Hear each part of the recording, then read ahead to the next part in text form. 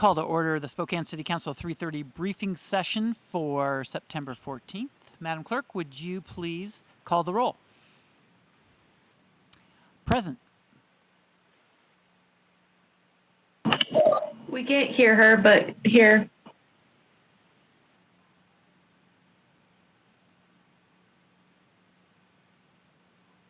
Michael Cathcart, present.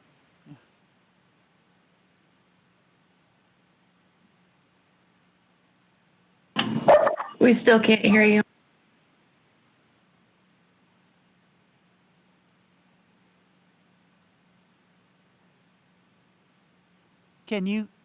Are you able to hear Council President? Yep. Yes. Okay.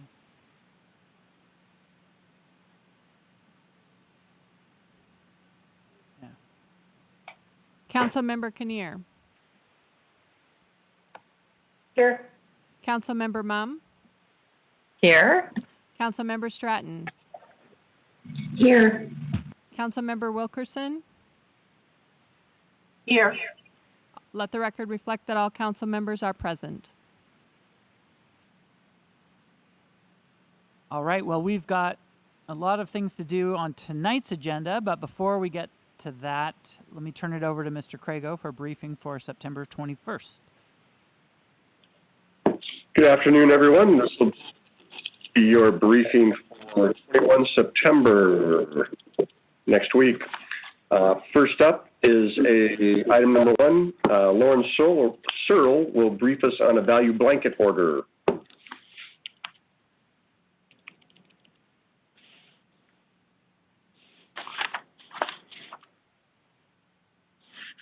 Lauren, I believe.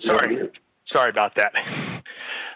So item number 1 is a renewal of an annual value blanket for our gate valves, not to exceed $200,000 for the year. This was bid last year. This is a first renewal, and it is with Core and Main. Thank you. Thanks, Lauren. Item number 2 is a contract extension 3 of 3, and Jason Ruffing will tell us about that one. Good afternoon, everyone. This is a 1-year extension of an existing contract with ProChamps and Community Champions. They're the electronic database for our foreclosure registry, which is a registry that was established first in 2016 pursuant to Spokane Municipal Code, Chapter 17F. This is the final extension of that initial contract. It funds a self-funded program for monitoring these types of properties with the overall intention of mitigating adverse impacts of abandoned properties. Following this contract, we will go back out to RFP to either enter into a new agreement or a different type of registry.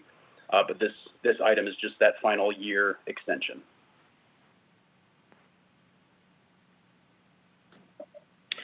Okay, thanks, Jason. Item number 3 is a contract with Jacobs Engineering. Chris Aubert will give us the briefing. Good afternoon. This is a contract with Jacobs Engineering for engineering and construction management services for improvements to the cover and gas collection systems at the north side and south side landfills. This contract runs until December 31st, 2021, and is for $677,726, which includes a 10% administrative reserve. Questions? I have a question. Sure, go ahead. Chris, $600,000 a year, is that what we spend, or is this an anomaly, and what is that for?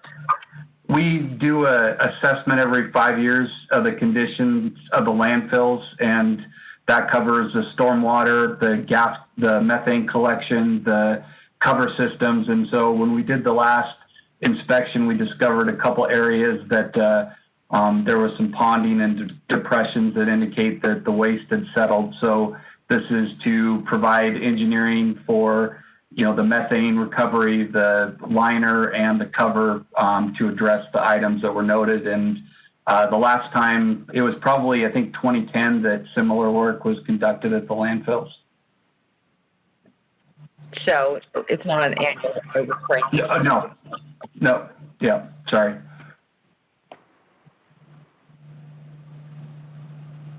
Likewise. Thank you. Thanks, Chris. Next up, item number 4, a contract extension with Asset Works, and our own Michael Sloan will give that briefing. Good afternoon, Council. This is a request for your approval for a contract extension for Asset Works for their annual maintenance and support. Do note that this is an increase from the previous year contract, normal 3%, plus we added the trip card module, so that's the difference between the previous year. Requesting your approval on that item. Michael, why don't you go ahead and move on to item 5? Item 5, there is a correction needs to be made. This is contract renewal 2 of 2 with Intellectics Incorporated. This covers professional services for the implementation, integration, training, conversion, project management, and related services for master data management. Master data management in phase 2 is going to provide a focus on secure, privacy-compliant ways to use city data for aiding activities around community-wide planning, public safety, and addressing concerns related to high-risk population, identifying service gaps, and providing support around case management services and emergency response programs. So that's the focus of this phase 2 item, requesting your approval as well. Okay, thank you, Michael. Sam Fagiano is going to give us a briefing on 2 contract amendments with outside counsel. Thank you. Good afternoon, Council. Sam Fagiano here. These are 2 contract amendments with outside counsel on 2 litigated matters. One is with Edward McMahon for an amount requesting approval of an additional $75,000, and the other is with Keating, Buckland, and McCormick requesting a $25,000 increase to an existing contract as well.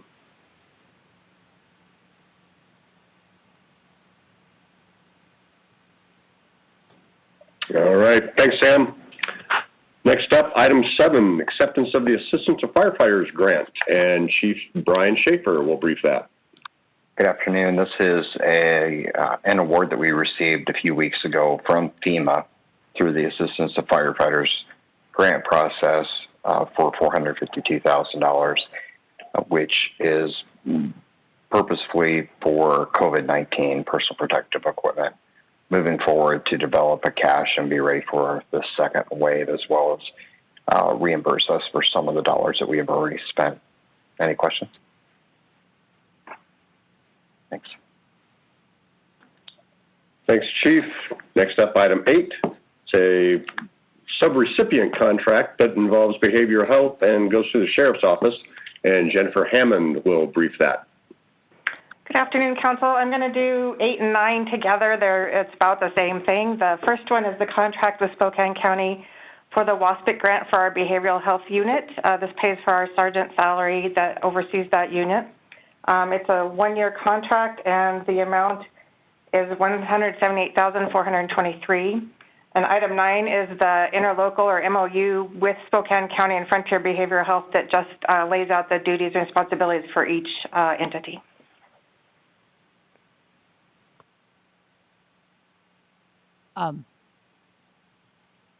Jennifer, I just had a question on who the sergeant will be supervising. Is he supervising patrol officers, social workers, both county social workers or county assigned social workers, county law enforcement who are in the unit?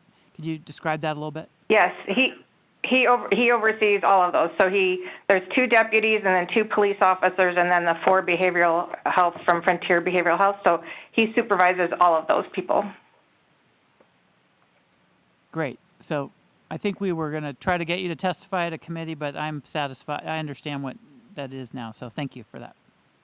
Okay, thank you. Thanks, Jennifer. Item 10 is a contract amendment, and Dan Bowler will brief that.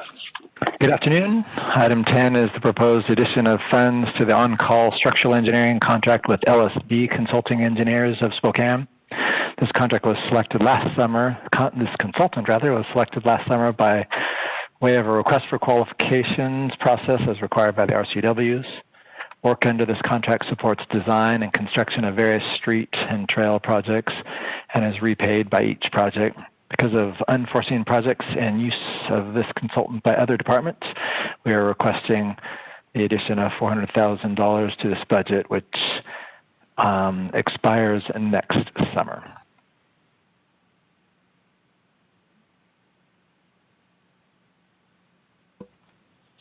Okay, thanks, Dan. Item 11 is reports to the mayor on claims, payments, warrants, payroll, and item 12 is the city council minutes, and that would be your consent agenda for next Monday.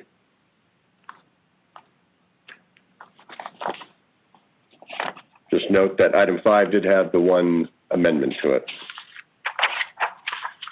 Council President, would you like me to move on to the legislative agenda? Yes, please. Yes, please. Is that a yes? Yes, please. Okay. First one up is a ordinance C 35941, which is sponsored or is being proposed by Chief Schaefer, which is assistant to firefighter grant we've talked about. Chief, anything else to add to that?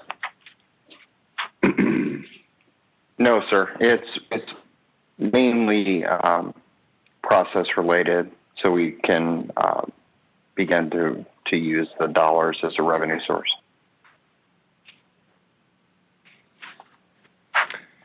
Next SBO ordinance is C 35942, which is the corresponding SBO to go with Jennifer Hammond's brief on behavioral health. Jennifer, anything to add to this one? Nope, it just puts the money into our budget. Thank you. Next SBO is C 35943. This one coming from Human Services Grant Fund, and Tim Siegler will give us that briefing. Hi all, this is Matt Davis from the Community Housing Human Services Department, filling in for Tim today. This SBO is the second tranche of Emergency Solutions Grant funding allocated under the CARES Act. It's an amendment to an existing agreement with HUD.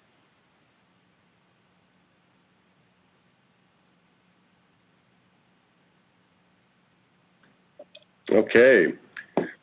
Next up is ordinance C 35944. It's an emergency ordinance related to our participation in the U-Help plan. Marlene Feist is here to brief that for us. Thanks, Wes. So as we know, COVID, the pandemic has extended longer than we initially anticipated. Back in March, Council approved some additional flexibility to allow more people to have access to the U-Help utility bill assistance. So we'd like to continue that flexibility with this ordinance, and it would extend that through March 31st of 2021. And SNAP is continuing to be our manager of this program to get as many people through and with money as quickly as we can. We've seen the number of delinquent accounts grow, and so this is clearly something that's still needed in the community.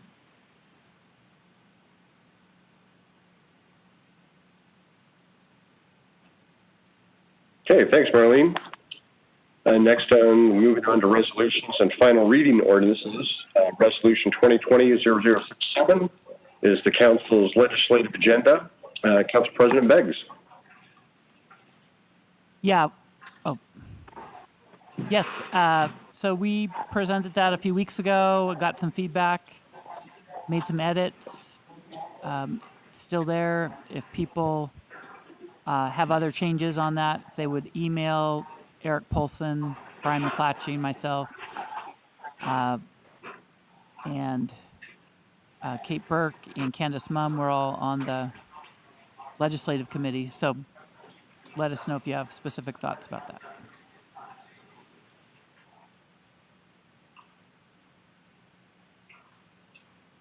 President?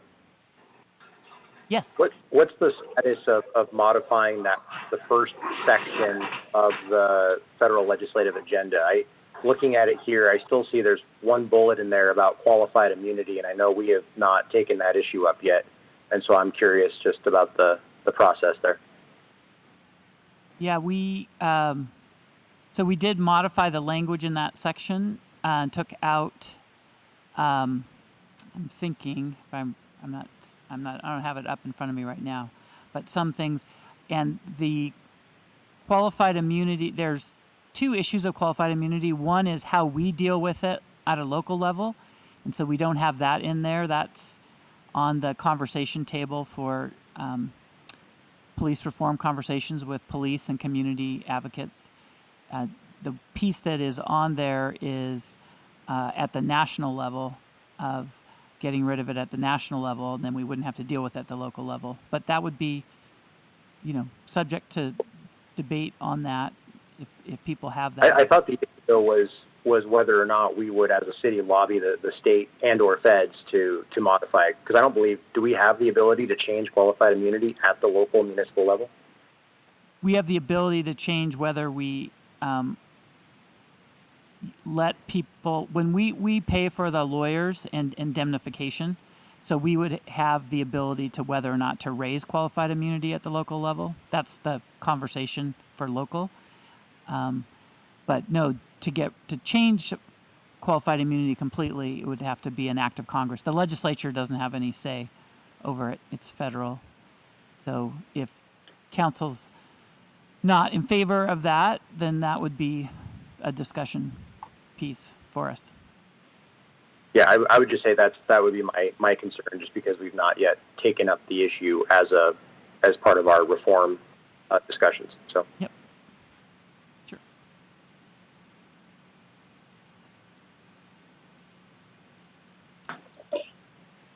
Anything else? Next up for next Monday night is ordinance C35924, which is a franchise agreement with Yellowstone Pipeline, and Tim Zemlin will brief.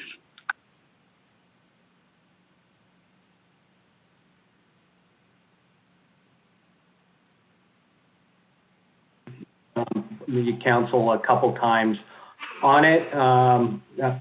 We believe it's a very strong document that protects the city's interests as well as it can, based on federal and state preemption in pipeline safety.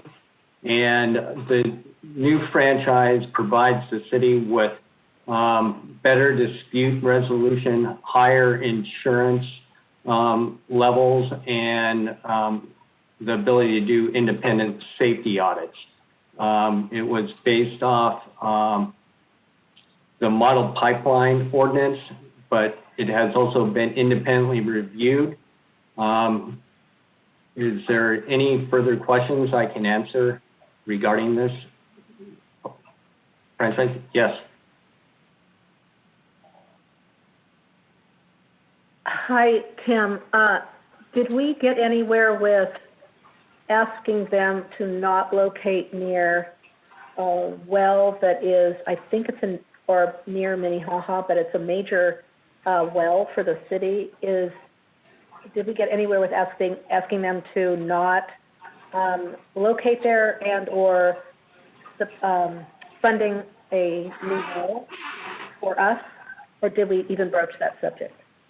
I believe you're talking about, there is no new pipes going in next to any of our water wells. There is one that was put in 1986 that was approved by the city council. So that's there. But there's no new pipes going in next to any of our wells. We did negotiate a vulnerability study, which if this franchise is approved, Yellowstone is going to contribute $75,000 towards that study.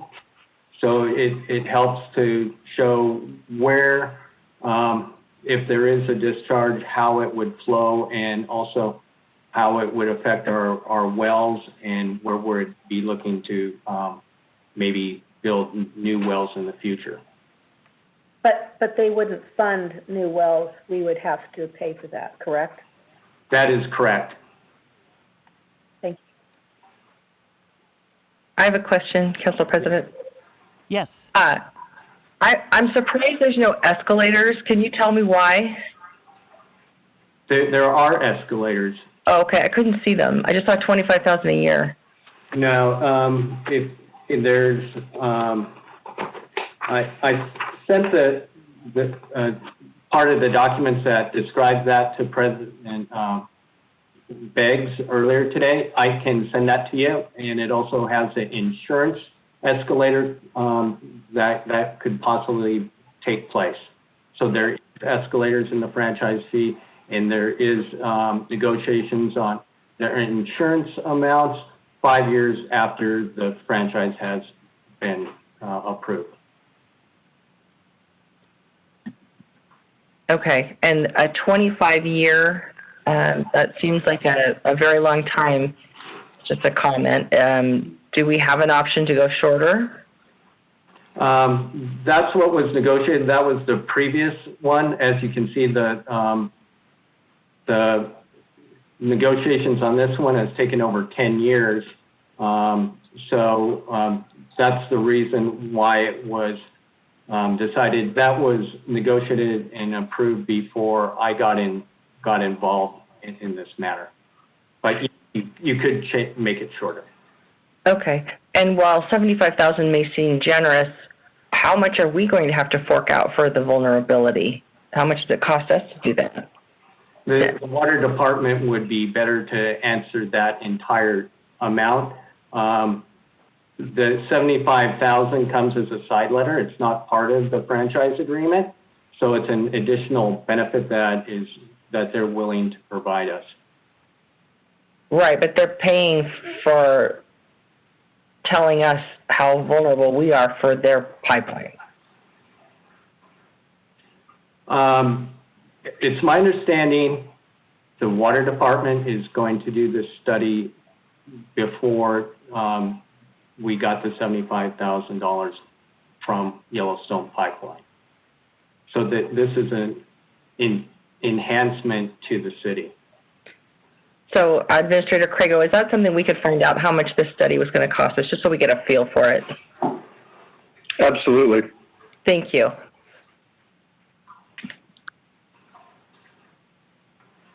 And Tim, you and I have been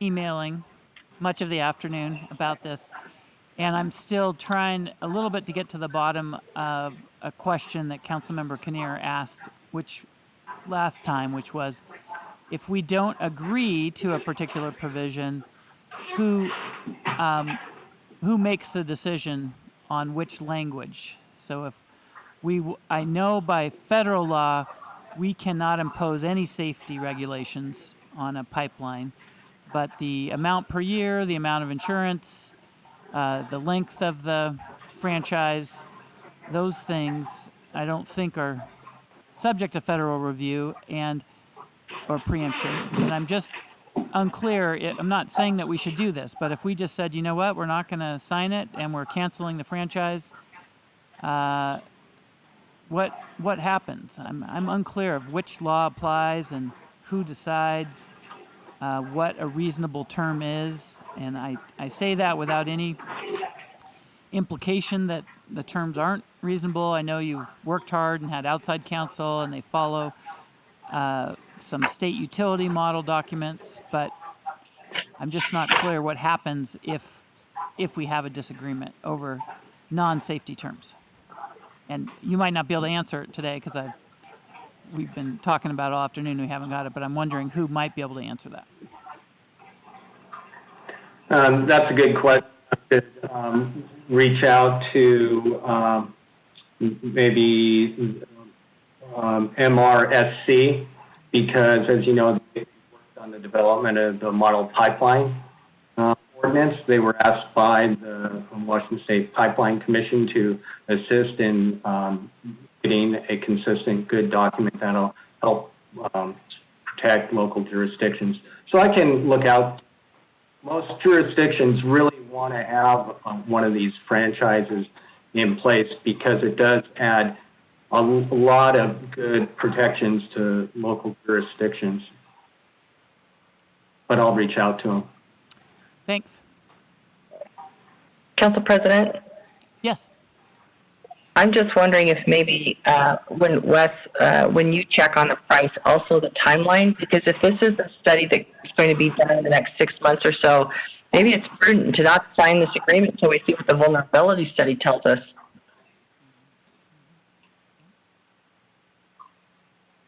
Well, let's get those details of what.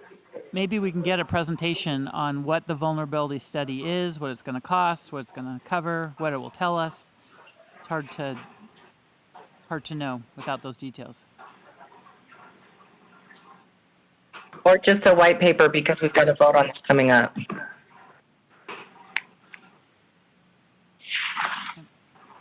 Okay, yeah, I'll work with them, make sure we have that to you as soon as possible.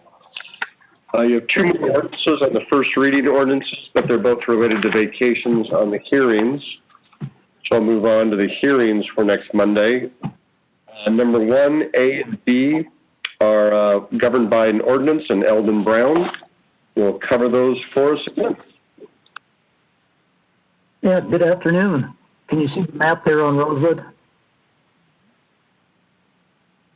The first vacation that is sitting here for next Monday, the 21st, the vacation of Rosewood, held in the east, approximately 225 feet. We're only doing the north side of the street. The applicant on the south side, or the adjoining property owner on the south side, I should say, did not want to pursue vacation of their half at this point in time.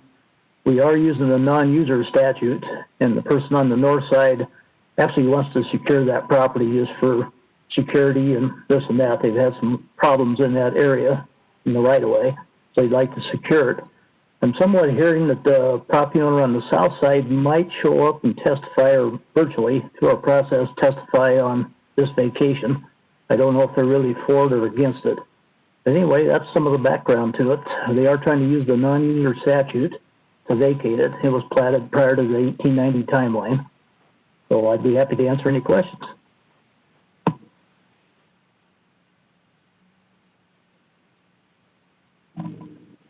Moving into the second one is vacation of Grant, which is just on the lower south side across from the freeway, just a few blocks east of the division. The applicant in this one just is on the west side of that little cross-hatched right-of-way right here, and they just want to actually potentially use that right-of-way for development. WSDOT owns all the surrounding property to it, and they're fine with this vacation, and we don't have any city utilities or anything to retain any easements for in there. So I'd be happy to answer any questions on that one.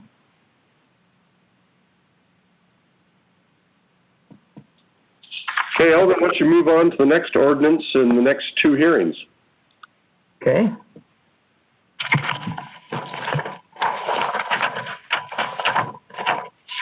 All right, that's it. The first one is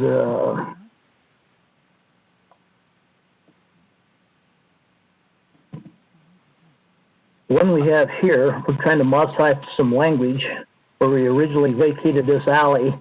Here, this is just north of Sprague Avenue, west of Grant. We also did a vacation on Riverside, but the one we're actually talking about and modifying the language on this ordinance is this little piece that you can see that's already been divided up between the property owners on both sides. We have some language in that original vacation that just basically required an access route for emergency vehicles and things of that nature, and really that doesn't need to be carried forward. That's something we'll actually do when we do a site plan for development. So the applicant in this case here on both sides just really wanted us to change the language and remove that language about the access easement that we had in there, just so they have clear title to the property. So that's what's going on with that one. We're just changing some language, amending the ordinance to do that. Any questions on that one?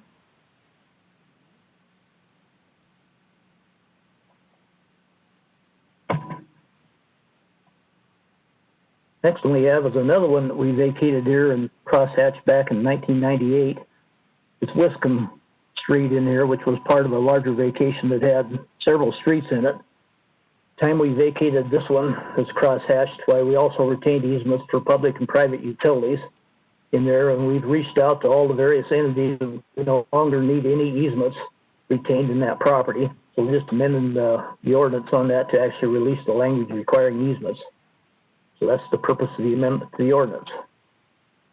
Any questions on that one? Nope. All right. Does that get us to the end of next week's agenda? Yeah, and they just had the actual hearing that we have tonight Okay. for the actual for the Northeast Middle School vacation of Buckeye and Denver. On there, what you can see crosshatched there is what's proposed to be vacated. The actual outline of the parcel that the school district is trying to buy goes all the way from Perry to North Foothill, over to the water department property on the west, and to Marietta Avenue to the south. The one thing that's kind of popped up on that one is we do have our construction office down there, if you can see my hand down there. So we do have a fiber conduit, Denver Street in there that we really do need to maintain service to that construction office in there until March of next year. And the applicant's proposed vacation, they want to release all easement agreements at this point in time. So the only way we can do that for the fiber conduit here in Denver is to actually have it relocated. So the city is recommending as part of this vacation that the school district, if they want to get out there and have clear title of this property, that they go ahead and relocate the fiber conduit. There's been a couple of options thrown out where they can put a couple of points in here and actually do it separately versus putting the conduit in.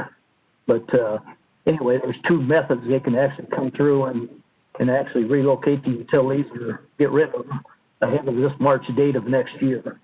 But right now, we'd be recording an easement in there until such time as before we do the final reading, where we can figure out which option the school district wants to pursue. So anyway, that was the major item on that one. And there again, on this one, we're recommending a no-cost vacation. It was part of a land swap between the city and the school district. It was part of that overall consideration. We're recommending a no-cost vacation. Yes. Be happy to answer any questions. Council President, and this is Mike Sloan. I have a comment regarding the easement for that last piece of property, if I may. Sure. We met last week talking with Eldon and Kyle Tuig about maintaining connectivity to that building where Kyle's staff is. We are pursuing two different options, and I'm estimating that we'll have fairly firm estimates by this Thursday, and then I'll bring them to both Kyle and Eldon, hopefully before final reading, but I can't guarantee it. I just wanted to give an update that we're trying to push this as fast as we can. Thank you. You're welcome. Anything else on the advanced agenda? Okay. Is there a motion to accept the advanced agenda as read for September 21st, 2020? So moved. All right. Second. Okay. Any discussion? All those in favor of accepting the advanced agenda for September 21st as read, please indicate by saying aye. Aye. Aye. Aye. Any opposed, nay? Any abstentions? All right. That agenda is approved for next Monday. And that brings us to tonight's agenda. And before we get to the consent agenda, as I mentioned at the top of this meeting, and I sent out an email, there are a lot of potential changes, and actually even more changes have been proposed since I sent that out.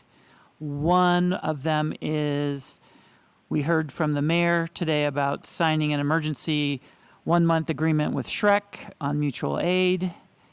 And so there's a resolution that City Attorney Ormsby sent out that would give us the option to ratify, amend, or reject that contract.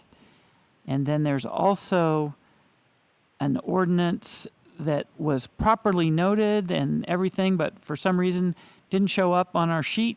And that's Ordinance 35926, which was vacation of streets on Cleveland and Nevada in the same Gonzaga Haven area by the water department. So those are some additional things. but I'm looking for a motion to suspend the rules. So moved. Is there a second? Second. Okay. And is there any discussion about a motion to suspend the rules? All right. All those in favor of suspending the rules, please indicate by saying aye. Aye. Aye. Any opposed? Nay. Any abstentions? All right. The rules are suspended. And I am looking for a motion, and I'm going to coach it a little bit just for clarity based on the new information that I have as far as moving some ordinances that are currently scheduled for our 6 o'clock legislative session to our 3:30 so that we can free up time for testimony on the fluoride issues at 6. And so the motion would be to hear ordinance C35935, acceptance of $3,362,228 in HUD funds, ordinance C35938 for higher transportation amendments, ordinance C35938 amending a vacation ordinance on the alley between Cali and Grant, and ordinance 35926 vacation of streets at Cleveland and Nevada. Is there a motion to that effect?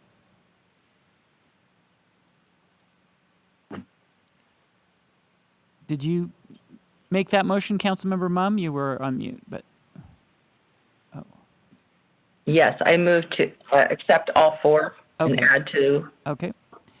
Is there Okay. Is there any discussion?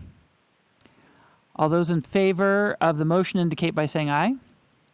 Aye. Aye. Aye. Aye. All those opposed indicate by saying no.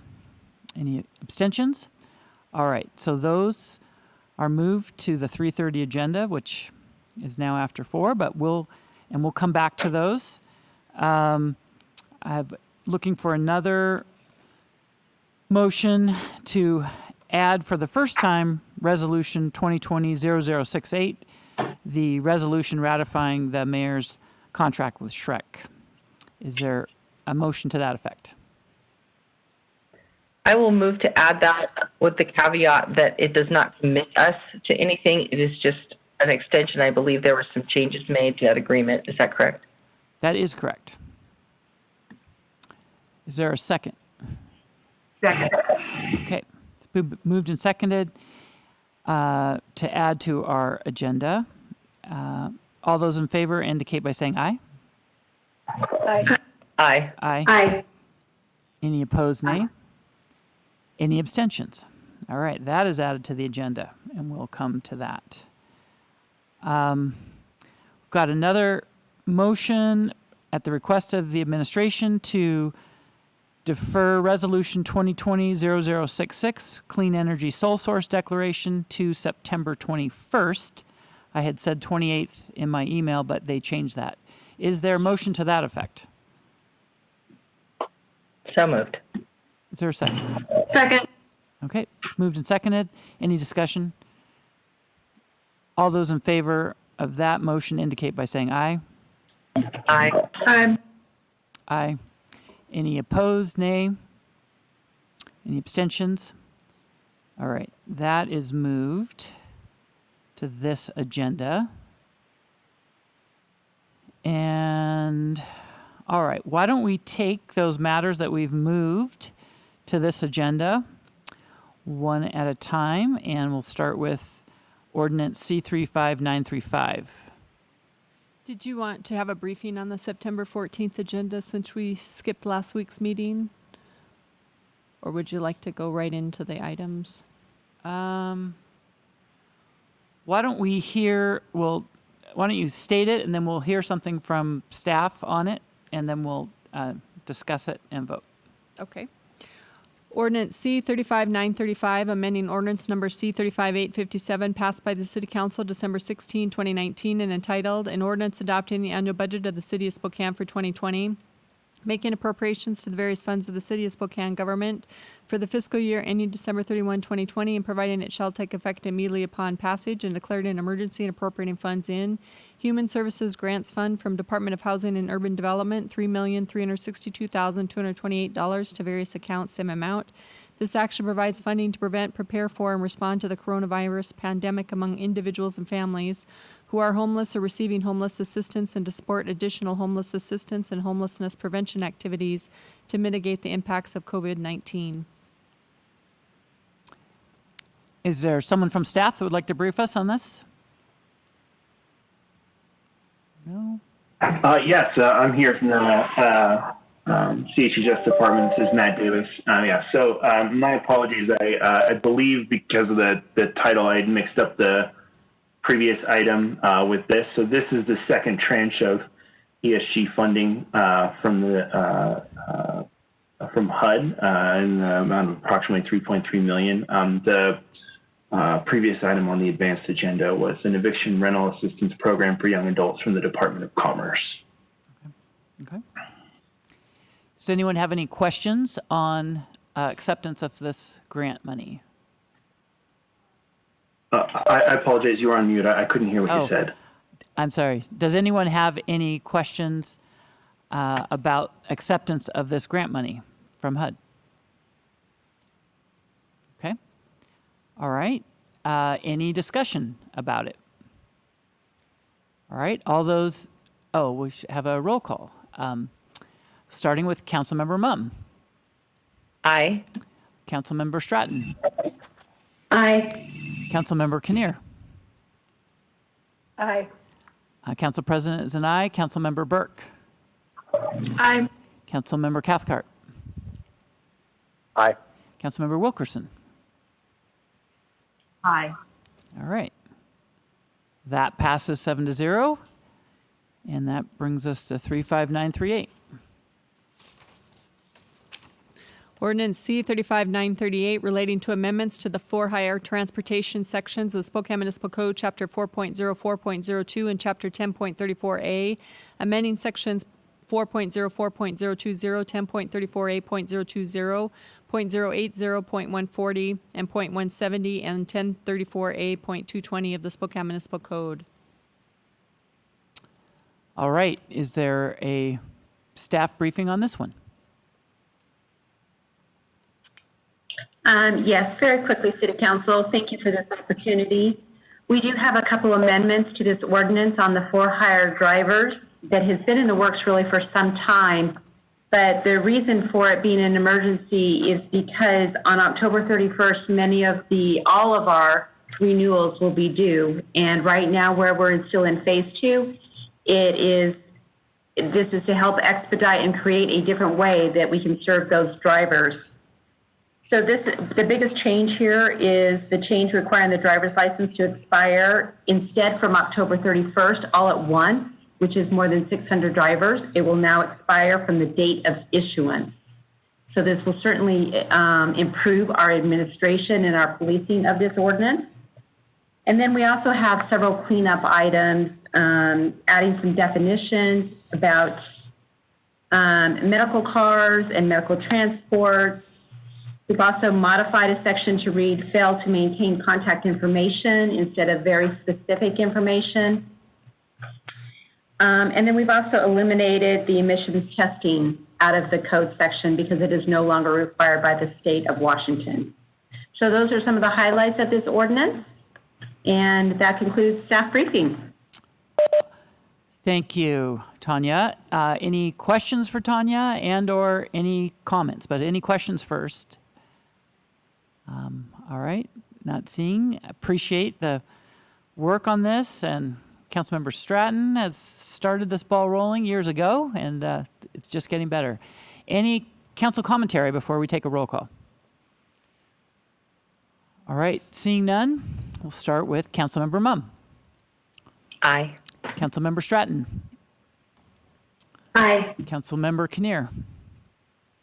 Aye. Council President is an aye. Councilmember Burke. Aye. Councilmember Cathcart. Aye. Councilmember Wilkerson. Aye. All right. That's 7-0. And that brings us to the next ordinance, C35938.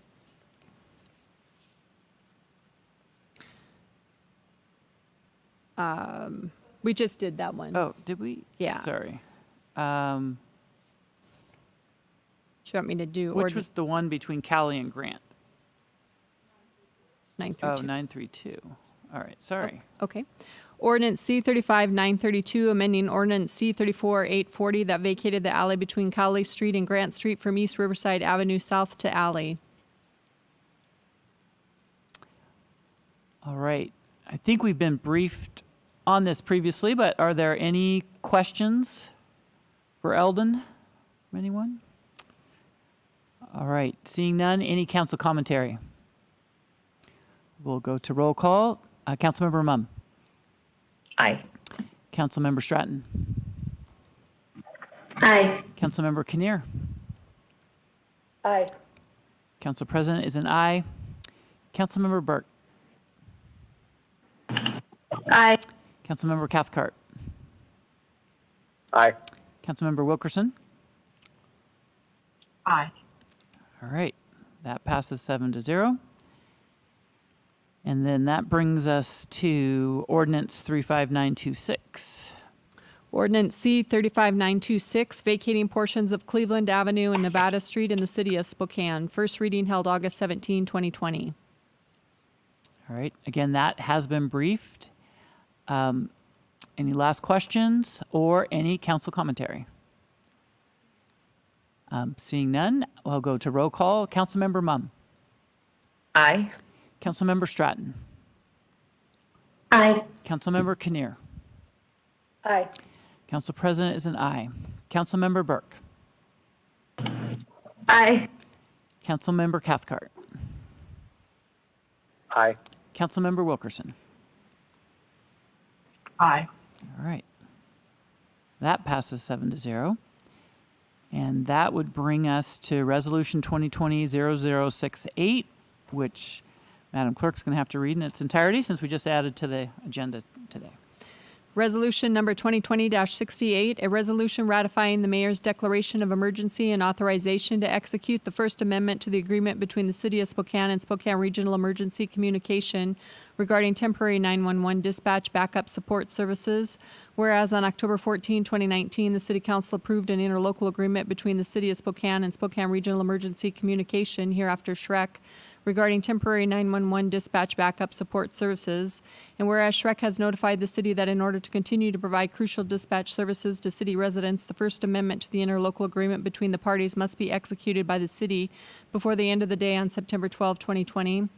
And whereas on September 11, 2020, Mayor Nadine Woodward issued a declaration of emergency pursuant to Spokane Municipal Code 2.04.030 and 2.04.040, based on SREC's notification of the expiration of temporary 911 dispatch backup support services on September 12, 2020, and the crucial need to have this 911 dispatch service. And whereas there were no City Council meetings between the date of the Mayor's emergency ordinance and September 12, 2020, the date the 911 dispatch backup support services provided by SREC was set to expire. And whereas pursuant to the Mayor's September 11, 2020 declaration of emergency in a Chapter 2.04 Spokane Municipal Code, the Mayor executed the First Amendment to the agreement between the City of Spokane and Spokane Regional Emergency Communication regarding temporary 911 dispatch backup support services, which extends this 911 dispatch service to August 12, 2020. And whereas pursuant to Spokane Municipal Code 2.04.060, a declaration of civil emergency issued by the Mayor pursuant to the authority in Chapter 2.04 SMC shall be filed with the City Clerk and presented to the City Council for ratification, confirmation, modification, or rejection. Now, therefore, be it resolved by the City Council of the City of Spokane that Section 1, there is a present civil emergency which necessitates, the utilization of emergency powers granted pursuant to Chapter 2.04 SMC, which is the lawful, proper, and reasonable exercises of the City of Spokane's police power consistent with state law and the city charter. Section 2, the executive declaration of a civil emergency by Mayor Nadine Woodward, dated and effective September 11, 2020, is hereby ratified by the City Council. Section 3, the authorization to execute the First Amendment to the agreement between the City of Spokane and Spokane Regional Emergency Communication regarding temporary 911 dispatch backup support services, dated September 11, 2020, is hereby ratified by the City Council. Section 4, notwithstanding the declaration of a civil emergency, the City Council reserves the full authority under the City Charter to take any and all necessary steps to safeguard the public health, safety, and welfare of all residents of Spokane. Section 5, a copy of this resolution and the civil emergency declaration and authorization to execute shall be delivered to the Governor of the State of Washington and to the Spokane County Board of Commissioners. To the extent practicable, a copy of the civil emergency ordinance shall be made available to all news media within the city and to the general public. In order to give the widest dissemination of the civil emergency order to the public, as many other available means may be used as are practical. All right, and that was circulated along with the contract extension by City Attorney Ormsby today, and Mayor Woodward briefed us at committee, and I believe the only change to the agreement is that we are agreeing to give 1 week's notice before the expiration of the agreement, as opposed to the old one where we were literally on the last day. So, but with that, any further questions or council commentary? All right. Seeing and hearing none, we'll have a roll call. Councilmember Mumm. Aye. Councilmember Stratton. Aye. Councilmember Kinnear. Aye. Council President Tanai. Councilmember Burke. Aye. Councilmember Cathcart. Aye. Councilmember Wilkerson. Aye. All right. That is ratified 7-0. That brings me on my list of things to consider before we get to the consent agenda, whether or not there is a motion to defer ordinance C35936 regarding fluoride indefinitely. Yes, I'm sorry, I'm dealing with my dog who's trying to climb on my lap. Mm-hmm. Yes, I would like to move that we defer, hold on, sorry. That we defer, move to table indefinitely ordinance C35936 requiring fluoridation of municipal water. Thanks. I'll second. Second. All right. Several, Mr. Cathcart got there first, but noted that council members Mumm and Stratton also were seconding. Okay, any? Excuse me, it was Councilmember Burke. I'm sorry, Councilmember, oh, thank you for the feedback, correction. Okay, Councilmember Burke. And then any discussion about the motion to table indefinitely? All right. All those in favor of tabling ordinance C35936 indefinitely, please indicate by saying aye. Aye. Aye. Aye. Aye. Any opposed? Nay. Any abstentions? All right. That is tabled indefinitely on a 7-0 vote, as far as I could tell. Next, was there a motion to substitute new language for OPR 2020-0693, the Acora Foundation grant contract? Yes, Council President, I would like to move to substitute the new version of OPR 2020-0693 that was circulated to City Council by Brian McClatchy today, the Acora Foundation grant agreement. And I think that was Second. Okay, and I think that was at 11 a.m. for those who want to find that version. Any discussion about the motion to substitute language? Okay, hearing none, I'll just add for those who are watching that we had several proposed edits from our city legal department after consulting with the water department. We took those to the Acora Foundation, and they accepted most, but not all of them, particularly for those who were interested. There were some changes on the joint media releases and the timeline from 1 year of feasibility, design, and implementation to 4 years to provide more time. There were other ones as well, but okay. All those in favor of the motion to substitute language indicate by saying aye. Aye. Aye. Aye. Any opposed, nay. Any abstentions? Okay, that is substituted. Council President? Yes. Yeah, I would actually make a motion to indefinitely defer OPR 2020-0693 as substituted. Okay. Second. Okay, as Councilmember Burke, second. Any discussion about a motion to defer it indefinitely? Okay. All those in favor of the motion to defer OPR 2020-0693 indicate by saying aye. Aye. Okay. That was, I think, one aye. All those opposed, nay? Nay. Nay. Nay. Any abstentions? Okay. So the motion does not carry 1-6. I'm expecting that currently that item is on the consent agenda as item 6. Does someone want to, it just takes a request by a council member to put that on the 6 o'clock legislative agenda?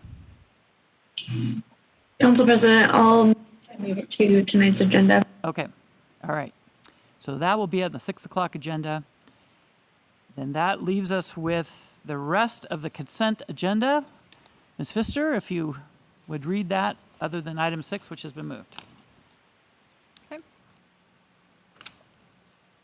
Reports, contracts, and claims. Number 1, First Amendment extension of the amended water supply agreement with the City of Airway Heights for short-term supplemental emergency water from the City of Spokane effective June 15, 2020 through June 15, 2021, as amended by City Council on August 24, 2020, deferred from August 31, 2020 agenda. Item number 2, purchase by Fleet Services from Titan Truck Equipment Spokane of one Ford F550 with Duralift for the street department, $153,496.73. Item number 3, value blanket with PEWAG Traction Chain Incorporated for the purchase of the tire chains for city vehicles for a term of 2 years, with 3 additional 1-year renewals, $80,000 per year. Item number 4, recommendation to list the Dotson Building 218 through 220 North Bernard Street on the Spokane Register of Historic Places. Item number 5, contract amendment with Wilson and Company for increased cost associated with adding Wilson inspection for the COS Regal Cleveland Grace Water and Sewer Replacement Project, $47,580. Total contract amount, $138,660. Item number 6 is deferred to the legislative agenda this evening. Item number 7, report of the mayor of pending A, claims and payments of previously approved obligations, including those of Parks and Library through August 28, 2020, total $15,036,856.48, with Parks and Library claims approved by the respective boards. Warrants excluding Parks and Library total $12,975,287.78. B, claims and payments of previously approved obligations, including those of Parks and Library through September 4, 2020, total $4,839,791.90, with Parks and Library claims approved by the respective boards. Warrants excluding Parks and Library total $3,701,999.08. C, payroll claims of previously approved obligations through September 5, 2020, $7,364,951.38. Item number 8, City Council meeting minutes for September 3rd, 2020. All those in favor of approving tonight's consent agenda as read indicate by saying aye. Aye. Aye. Aye. Aye. All those opposed, nay. Any abstentions? All right. That is approved. So we will see people at 6 p.m. We have a little bit of business before we get to the fluoride grant agreement contract. And just a reminder for people who want to testify about fluoride or the one vacation item that we're going to have, a vacation of a street item, you need to sign up online. And we're closing that at 5:30 today. Usually we go till about 6, but we're closing that at 5:30 so that we can get organized because we anticipate a high volume of people. And then secondly, if you're planning on testifying, please attend the meeting by phone. We have a very significant time delay between real time when I'm calling for people to testify and the video. And so we will miss you if you are trying to watch it on video before your testimony. Once you've testified, of course, it doesn't matter. So thanks everyone for your, Council President, Councilmember Mum. Can we take that hearing first on the vacation? We are going to do that, yes. Okay. Yep, we are going to do that. But great suggestion. Thanks everyone for your patience and attention. This has to be the most complicated briefing session I've attended or tried to facilitate, and everyone was very helpful. Thank you so much. We're adjourned until 6.